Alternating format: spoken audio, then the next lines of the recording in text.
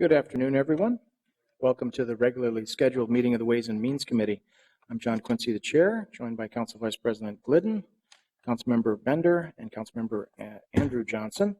And we are a quorum of this committee. I do want to point out Councilmember Yang is out of town at the moment, and Councilmember Palmasando is attending a business meeting related to city business. So we are a quorum, so we can continue to do the city's work here. We're going to hear a presentation in a few moments here with the financial status and cash management report as of the second quarter 2016. But before we do that, I think I'd run through the consent items first, if we could. From the Communications Department, we have the appointment to the Minneapolis Television Network Board. Convention Center brings forward a contract amendment with Life Tech Training. And Finance and Property Services has a contract amendment with Robert Half International.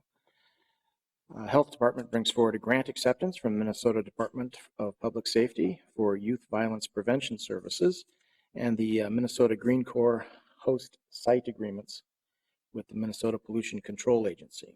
Human Resources brings forward contracts with the Assessment Associates International, Curfew Leadership Solutions, and DRI Consulting for various management assessment and related services. Contract with Select Account for benefits administration services. Information Technology Department has a contract amendment with Hennepin County Medical Center for changes to the scope of services agreement. We also have a contract amendment with the Sierra Cedar Inc. for ongoing enterprise land management system production and training. Regulatory Services brings forward the gift acceptance from the American Society for the Prevention of Cruelty to Animals of equipment and supplies. So that's a gift acceptance resolution for the Metropolitan or Minneapolis Animal Care and Control. From Transportation and Public Works Committee, we have advanced metering infrastructure request for proposals. I'm going to be postponing that item to our August 29th meeting, the next meeting of this committee in one cycle. We also have the Federal Highway Safety Improvement Program Funds 2016 applications. We have construction of traffic signal and pedestrian ramps at 60th and Xerxes. Stormwater Specialty Vegetation Management. It's a contract amendment with Wetland Habitat Restoration. We also have the Intelligent Transportation System Enhancement Project. It's a contract amendment with Egan Company. Item number 17 is Riverside Extension Reconstruction Project, a contract amendment. We also have 3rd Street and 46th Street East Signal Upgrades Project. It's a contract amendment with Premier Electrical. Number 19 is the Nicollet Central Modern Streetcar Project. This is professional services contract amendment with ACOM. And then we have item number 20, which is the Nicollet Central Modern Streetcar Project. And this is a project management contract amendment with Zahn and Associates. And based on, we still have some pending questions from the Permanent Review Committee as well as other staff. So I'm going to move to postpone that one cycle here in this committee. Item number 21 is not on your agenda, but it's a walk-on item that is referred this morning from the Community Development Regulatory Services. This is the 2017 license fee schedule. There are no changes to the fee schedule, but that because of that committee not meeting on its regular cycle because of the election last week, it was held this morning, so it's now on this agenda. So I think that covers all of those items. Did I catch all those correct postponements and the walk-on item? So all those in favor of the consent agenda, or unless anybody has any questions or would like to pull anything? Not seeing any. All those in favor, please signify by saying aye. Aye. And so those items are moved forward. So now we get to have our presentation. So we'll begin, I think, with our controller, Connie Griffith, as she walks us through, and then we're looking forward to her presentation from our Treasurer, Bruce Plant, on the cash management.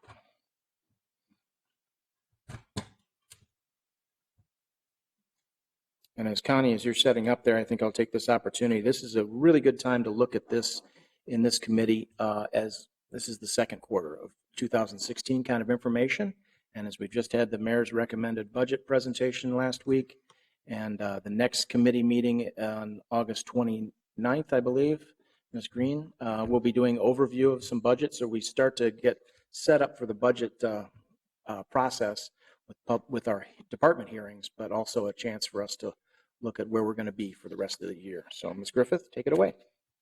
Chair Quincy and members of the committee, I'm Connie Griffith. I'm the controller for the city, and every year we start the process of reporting quarterly on the financials uh, with the second quarter of each year. So we'll have reports through the end of the year. We've also reported on the comprehensive annual financial report at the end of the year. Currently, we're in a position that the city is remaining as a whole in a healthy and stable financial condition. I've indicated in our summary to the financial strength analysis schedule that we have at the back of the financial report in the addendum section that the overall cash position for the city at year end is projected to be $710.3 million, which is an increase of $7.1 million or 1% compared to 2015 year end. This is reflective of our better than expected collection of our non-tax revenues that continues, even though, for example, our development and construction activity tends to wind down a little bit after the stadium was built. The higher than anticipated earnings on the city's cash and investment balances, the continued effective management of our department expense budgets, and also the planned issue of net debt bonds and assessment bonds in the fall of 2016, which will provide the funding for capital and infrastructure project costs. The city expects to continue to meet its minimum fund balance net position reserve requirements for all funds, while at the same time increasing its investment in the city, including its infrastructure, development, and technology capital assets. There are a number of projects ongoing to do this. And then we also look at the planned expenditures for the parks and streets that was voted on earlier. Most of the balances in the various funds within the city are classified as non-spendable, restricted, committed, or assigned.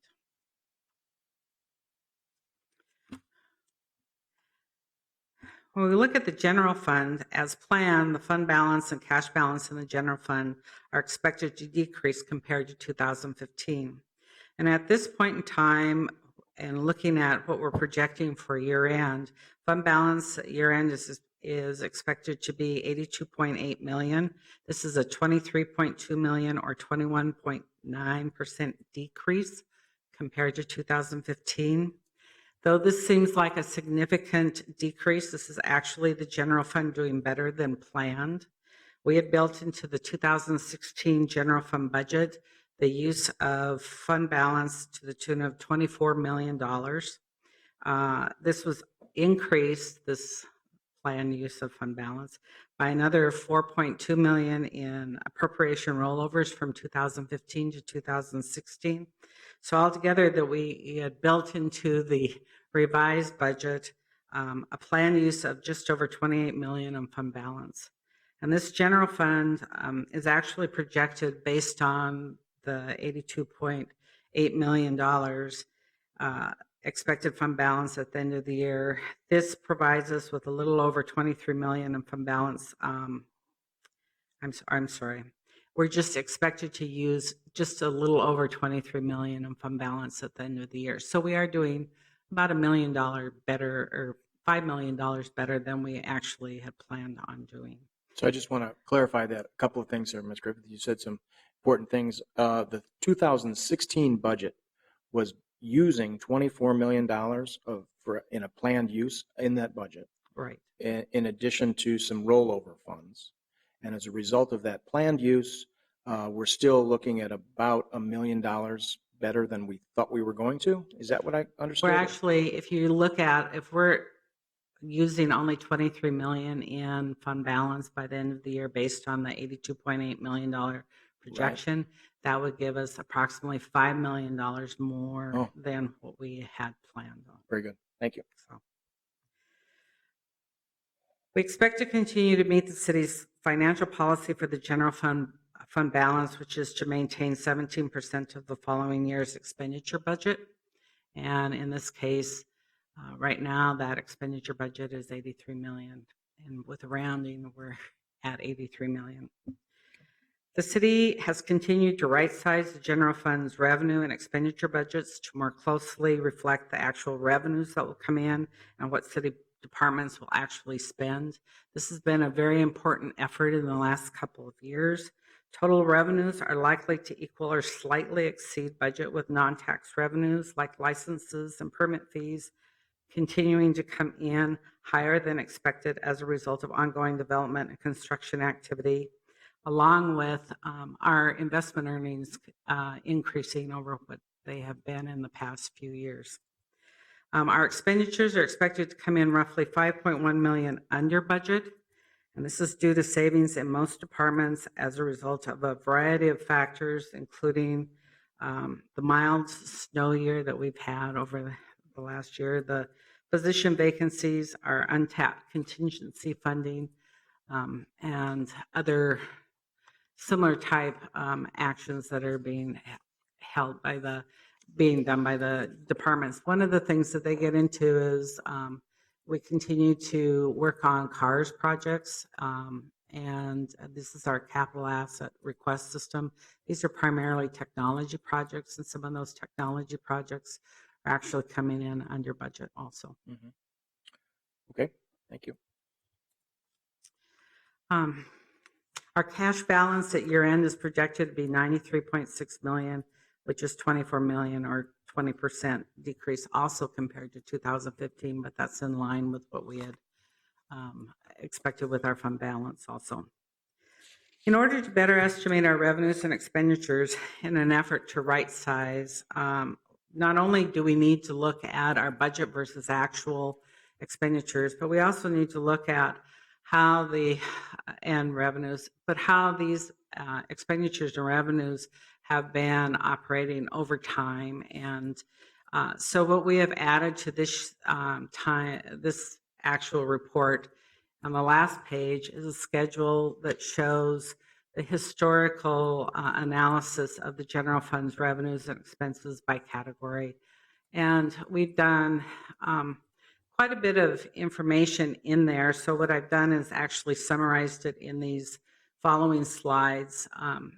What we're showing in this slide here is the general fund major revenues, and we're showing it in year by year. The actual categories are property taxes, obviously being the biggest. They are a portion, the percentages and the actual dollars associated with these charts are on the following page. And the property taxes, the state aids includes grant monies, not grant monies, the MSA, the local government, LGA amounts that we get every year, those types of things. The local taxes, which are the sales and entertainment and that type of tax. The service charges, which are work we do for others, and the fees that we charge there, licenses and permits, and then all the other revenues together. And if you look at the next slide, you can see where these revenues what the dollar amounts are that are associated with them for each of the 5 years that we present, and also the percentages in the 2016 chart, 2016 budget. I couldn't see that in my little notes here, so I have to turn this over. But if you can see, property taxes are around 35% of our of the total, and that's the largest, obviously. And then we get into the state aids, and it just goes down in size from that point on. I didn't use a line chart. I used the bar chart instead, because one of the things I wanted to show you was that, and if you look at these, you can see it here, is that most of our big revenues in our right sizing effort, most of our big revenues are either coming down slightly or are leveling off in these last few years. And this is something that just needs to be looked at when we do that. Property taxes obviously are the one thing that you can vary depending on what you do in the budget. Yeah. timeframe. Thank you, Ms. Griffin. I just wanted to interrupt you here. I appreciate you adding that slide on page 5, which is the data table, because as you indicated, if you just looked at the bar chart, it doesn't look like there's very much variance. I wonder if you could look, I'm just trying to look at a couple of big numbers. First is the property taxes in 2012 was a pretty big number. And then you look at it to 2016 projected, it goes down almost $20 million. Well, and What's the reason for that, do you think, just in property tax I collection? think the property tax actually is because of the change in percentage of the property tax. Mm-hmm. In 2014, we had the 1% reduction, and that has an effect that continues until we start getting back up to the levels they were before. Okay. So that's why. And then the other revenues, obviously, you want to point out in 2012 and 13, in the entertainment taxes is all went into the general fund before. What additional local taxes are being collected to the tune of $60 million? What we're looking at is what we end up having is the sales tax in there. That wasn't included. And then you have the liquor taxes and those types of taxes in the local taxes. And as a result, they are no longer being reported in the convention center revenues there. And we are instead providing the convention center with a transfer of general fund monies, Right. which will be evident in the expenditure side of this. That's what I wanted to point out. It's not like we suddenly have $60 million more available to the city, although we have it in the general fund. We'd been receiving it earlier. It was just going into the convention center fund. So this is just becomes a little bit more flexible for us in that use. And then what we did want to also mention was that the general fund revenues are 36.1% of the city's total revenues in the 2016 budget. Okay, thank you. This Anybody else is- have anything before I? No? Okay, go ahead. This is the major expenditure side, and what we did was we took the categories of expenditures and essentially the departments that have the major expenditures, police obviously being the biggest, significantly bigger than everything else, and fire, public works, the coordinator's office, rec services, health, and CPED I put together in the same group because they had previously, a lot of the activity had been just under regulatory services, and we had the reorganization, which you will also see affecting the numbers. And then finally, all the other expenditures. And again, here are the numbers. And one of the things I wanted to show here, if you look at this compared to the revenues, is that the expenditures go up every year. They aren't, it may not necessarily be a lot every year, but they do go up every year. And again, here are the percentages. The general fund expenditures are 36.4%. They're 31.4%, I'm sorry, of the total expenditures for the city. Okay. And police is probably the one that's the most concerning this time of year, and in our budget, they're looking at an overspend due to overtime and the additional classes they've had, and so they are fully staffed, which they aren't always. So that's And when was this projection for the 2016? Does this include the best guess for the end of the year, including what's happening in the summer and what they expect to be doing over the fall? Yes. Okay. So. And I just wanted to point out for other, this is just the general fund expenditure categories. So Public Works, for example, has other expenses associated with it, but it's not in the general fund. And we'll get to those in a bit in your presentation. And you notice that one of the major categories of expenditures this time around is the transfers. And again, this has to do with the transfer from the general fund to the convention center that we do every year for their costs. The next fund that we talk about is the special revenue funds. The special revenue funds are used to account for and report the proceeds of specific revenue sources that are restricted or committed. And what we have in here, the biggest category, obviously, and the biggest special revenue fund is the convention center. We also have the Target Center, Police, neighborhood and community relations and reg services have smaller special revenue funds. And then all of the grant funds and most of the community planning and economic development department TIF funds are in here and that type of thing. And these funds remain relatively stable. The thing that's interesting is, for example, the convention center, they have a fairly stable fund balance, and their fund balance is primarily cash that they've had for a number of years and have used in the past to fund their capital expenditures. They are still doing that, but it is an amount that has stayed relatively stable at around $60 million. The total fund balance for all of the special revenue funds at year-end 2016 is projected to be $320.2 million. This is a decrease compared to 2015, and is mainly a decrease because of the spending we just incurred, for example, for capital spending and that type of thing. Their total cash at year-end is projected to be $277.8 million. Again, that's a $9.3 million decrease. So basically what you have in the special revenue funds is their fund balance being mostly cash. And then, as I indicated before, their decreases due primarily to their deferred capital expenditures.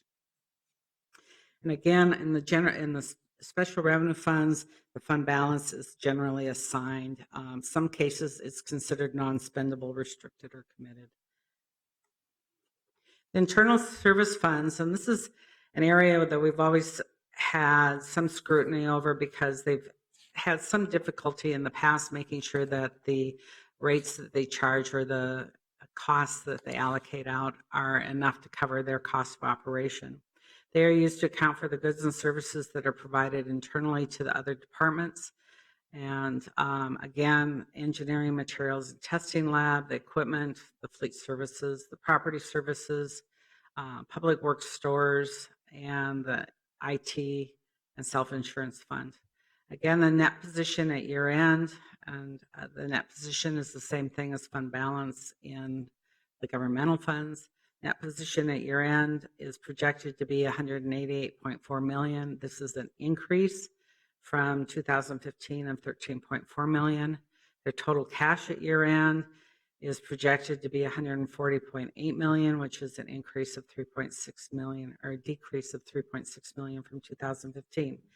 What this signifies is that they have utilized their cash to do their infrastructure maintenance and repair and work in the past years.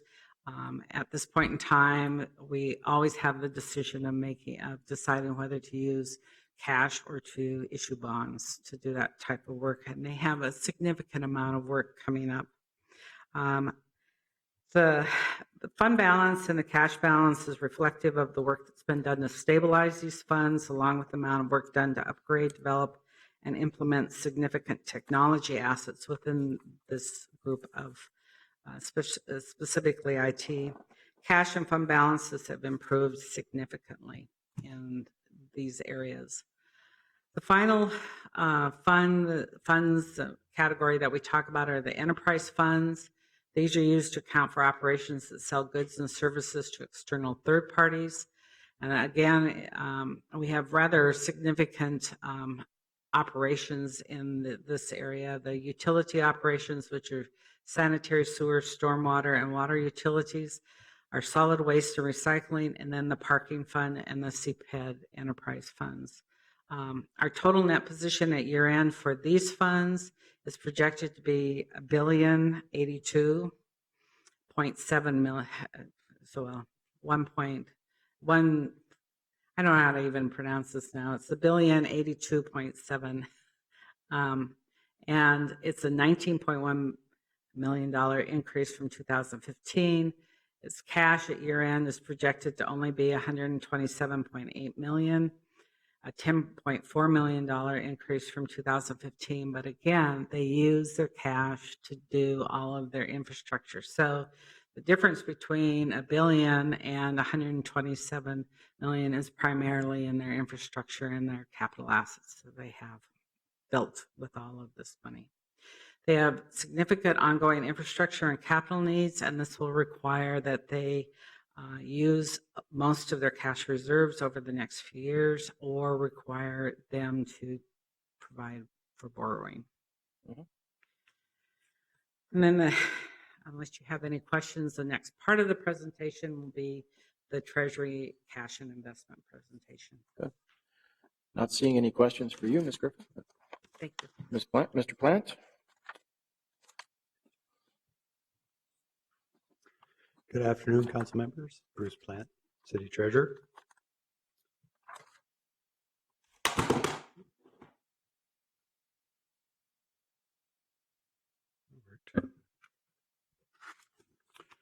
Currently, the city's consolidated cash and investments are in excellent condition at $734.3 million. And as you know, our policy defines and ranks our goals as safety, liquidity, diversification, and returns in that order. You can see here in the graph, I wanted to point out to you the cyclic nature of our cash flows, where property taxes come in two major payments in July and December, and that's where you see the peaks there. And then the rest of the year is basically drawing down on those revenue payments to pay our bills and payroll and whatnot. Other than when we have new bond issues, cash remains relatively flat. You can see the close correlation there.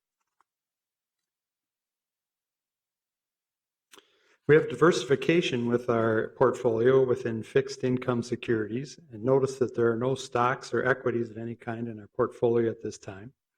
Most of our investments are in U.S. government-backed securities, which makes them high quality and stable and safe. Over 70% in federal investments there. Overall, the last 12 months, our investments have returned 1.3%. This is the first time in several years that our investments have generated over 1% in returns. And if things go as planned, we should finish the calendar year with over $9 million in investment income and continue to beat our benchmarks. If the Federal Reserve raises rates even further, we should still be in good shape given the quality and short-term nature of our investments. We were able to weather the Brexit vote. That's where Britain voted to get out of the EU, and there was a sharp reduction in markets across the world, including in the US, and our portfolio actually went up because of the quality of investments that we have. So thank you for your time at this point, and I stand ready to take any questions that you might have. I'll start with one. I don't know if this comes under the job description of treasurer, but if you had a crystal ball, do you see anything going on in the bond markets or any other marketplace, or even interest rates with the Fed? At this point, being an election year, most pundits are saying that there's less than a 50% chance of a federal rate hike. That's important to us because as interest rates go up, whatever we're holding would be somewhat less in value from a market perspective. However, since we hold all of our securities to maturity, it's only if we liquidate those securities that we'd realize a loss. So at this point, for the rest of this year, I don't anticipate a federal rate hike, being an election year, and other comments to that effect. So I see it being pretty flat, continuing along the trend of what we've been doing so far this year. Are you changing the benchmark or expectation in next year's budget of the return on that investment? I've communicated that return to the controller and the budget department. So okay. Any other questions for Mr. Plant? Not seeing any. Thank you very much. Okay, thank you. Great. Mr. Ruff, anything to add to the good of the cause, especially as we get into budget time? Mr. Chair, members of the committee, Mark Ruff, the CFO. I think as the report in your packets outlined, we are seeing a few revenue increases in non-property tax revenues, but the majority of the revenues are flat. And that is part of what's going to put pressure on the property tax levy. The mayor mentioned a 5.5% increase, which is a function both of the Parks and Streets historic funding agreement, but also just inflation on all of our costs. So specifically, local government aid staying relatively flat. I think it's just a $200,000 increase. That's a big number in our budget. You know, local government aid is $78 million forecasted for next year. We're actually anticipating then some decreases in revenues for 2017. specifically in the area of fines and forfeits, not a big dollar amount, but close to $1 million. We are also seeing some decreases in franchise fees, and those are the fees that the city charges for use of electricity and gas, as well as some cable fees. That's over $30 million of our budget in total, and we are anticipating at least another $1 million decrease in that, as well as in our license and permits. So the fact that we do have activity in town is a good thing, but our activity was greater the last couple of years. And as you know, from this committee in the 2016 budget, we used this term right sizing a fair amount. What that meant was is we increased our expectations for what some of those cyclical revenues were going to be, which means as they start to flatten out, then we don't have the opportunity to increase those revenues to offset inflation. So that's part of what's putting pressure on property tax. That's offset by the fact that with the opening of US Bank Stadium, generally with more hotel rooms in town, we should be seeing increases in the entertainment tax and the local sales taxes related to restaurants, lodging, and liquor, as well as just the half-cent general sales tax. So if it were not for that increase in sales tax, we would be seeing even more pressure on the property taxes. So the short story is that with the exception of entertainment and sales tax, we're seeing pretty flat revenues, which is then driving pressure on the general fund, as well as just specifically the property taxes. But I think within 24 hours, we do expect the details of the mayor's budget to be released. They will be on the city's website, so anyone who's interested in the numbers that we've been talking about will be able to see them in great detail, and certainly be happy to answer any questions to the extent we can today from the committee. Very good. Thank you very much, Mr. Ruff, Ms. Griffith, Mr. Plant. Appreciate the updates very much. And I think we're finished with our agenda, correct, Ms. Giesler? So we'll stand adjourned and look forward to our next meeting on the 29th with the budget overview. Thank you.